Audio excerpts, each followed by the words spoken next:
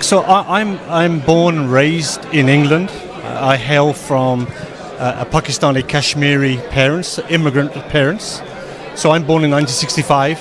So I had a wonderful British upbringing. In 1996, I embraced the Christian faith, and very sad to say, from that moment on, we suffered persecution, and our persecution escalated. Just to be clear, you say we, you mean your family? My wife, okay. and my young children at the time. Goodness. Okay, actually, please continue. Yeah. Yes, and so I had friends who were also born and raised like me in England. So I told them, look, I have embraced the Christian faith. So they became very hostile to me, told me that I should no longer approach them, knock on their door. That was it. As far as I was concerned, I was dead and buried. Okay, so it starts off as name calling, kuffar, kafir, infidel, unbeliever. I was often referred, myself and my family, as Jew dogs.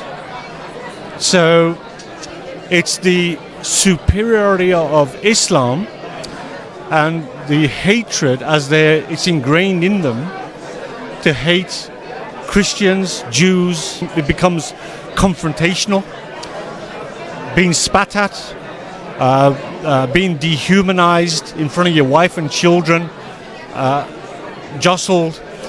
Then it then escalates to your car being set on fire, which was horrendous. Nothing prepares you for opening your curtains 3 o'clock in the morning when you hear your car going up in flames and 7-foot flames shooting up for your car. So we would go to church, again in a predominantly Muslim area, and I'd have a group of men challenging me, spitting at me, swearing at me with my young children, actually 5 of them. And actually you'd come out from church, your car's been damaged severely, it's been written off. It got to a point where the insurance said to me, listen, you are a walking liability, we can't even insure you anymore.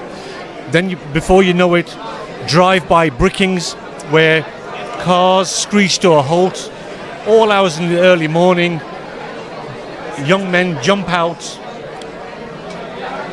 direct bricks and missiles through your windows, jump back in and screech off, and so you're under siege.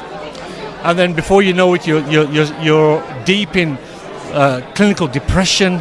The children are depressed.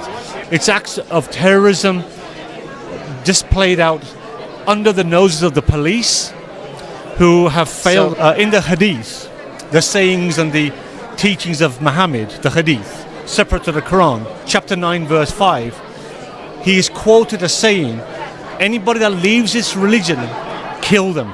So you face a lot of hostility. You're considered second class, basically what they call dhimmi, which Muhammad applied from his early inception of Islam against the Jews and the Christians in Arabia. He partook in slaughtering Christians, taking their wealth, taking their females as war booty, a bit like ISIS, for example, with the Yazidis. Killed the males and the men and took the women as sex slaves. So these are all things that are sanctioned in the Quran and in the Hadith. So this is something which I couldn't get, as a British born, I couldn't get my mind round this actually, but then it soon became apparent. We are facing the kosh of Sharia. So you are helpless, you're in a hopeless situation. We are under hiding for the last 9 years. We were taken out by 10 armed police in November of 2016, a year following my brutal attack, whereby I was kneecapped and suffered a broken hand in a brutal attack, leaving my home.